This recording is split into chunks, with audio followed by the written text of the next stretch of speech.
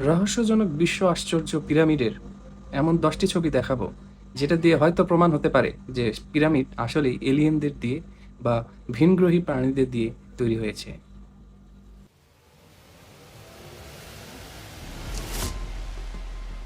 পৃথিবীর সপ্তম আশ্চর্যের একটি হলো এই পিরামিড। এটি মিশরে অবস্থিত। 3500 বছর আগে কিভাবে মানবজাতি দ্বারা এত বড় একটি স্থাপনা তৈরি করা সম্ভব হয়েছে, এটা বিজ্ঞানীরা এখনো গবেষণা করছে। বিজ্ঞানীদের গবেষণায় বেরিয়ে এসেছে অনেক রহস্যজনক তথ্য। পিরামিডটি তৈরি হয়েছে 3 টন থেকে 70 টন ওজনের একটি পাথরের ব্লক দ্বারা। এত ওজনের পাথরের ব্লক কিভাবে একটার পর একটি সাজিয়ে পিরামিডটি তৈরি করা হলো, এটা নিয়ে এখনও বিজ্ঞানীরা সন্দিহান। কিছু কিছু বিজ্ঞানীদের ধারণা এই পিরামিডটি ভিনগ্রহী কোনো প্রাণী বা জাতিদের দ্বারা তৈরি হয়েছে। তারা প্রমাণস্বরূপ কিছু ছবিও পেয়েছেন। এরকম 10টি ছবি আজকে আমি আপনাদেরকে দেখাবো। তো চলুন শুরু করা যাক। ছবিগুলো বিজ্ঞানীরা পেয়েছেন পিরামিডের দেয়ালে খোদাই করা লেখনী বা ছবি থেকে। তো প্রথম ছবিটি আমি আপনাদেরকে দেখাতে চাই। দেখা যাচ্ছে 4টি যানবাহন, যাদেরকে দেখলে অনেকটা মনে হয় একটি হেলিকপ্টার এবং 2টি উড়োজাহাজ এবং একটি জলজাহাজ। 3500 বছর আগে এই ছবিগুলো খোদাই করে দেয়ালে রাখা হয়েছিল। সেকেন্ড ছবিটিতে দেখা যাচ্ছে একটি মানুষ, তার মাথা অনেক লম্বা।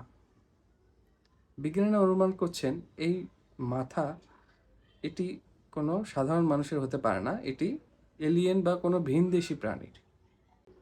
তৃতীয় ছবিতে দেখা যাচ্ছে একটি ভিনদেশী বা এলিয়েনের মুখ, যেটা মানুষের মতো নয়।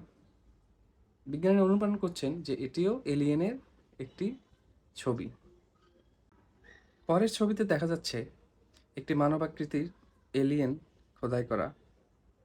এটার চেহারাটাও ভিনগ্রহী প্রাণীদের মতো। পরের ছবিতে দেখেন, মনে হচ্ছে একটি ভিনগ্রহী প্রাণী কোনো একটি জাহাজ বা কোনো একটি উড়োজাহাজ চালাচ্ছে। পরের ছবিতে দেখেন, মনে হচ্ছে একজন মানুষ একজন ভিনগ্রহী প্রাণীর সাথে মতবিনিময় সভা করছে। পরের ছবিতে দেখেন, এখানে যে ঘোড়া চালাচ্ছে তাকে দেখে মানুষের চেয়ে বেশি ভিনগ্রহী প্রাণীর মতো মনে হচ্ছে।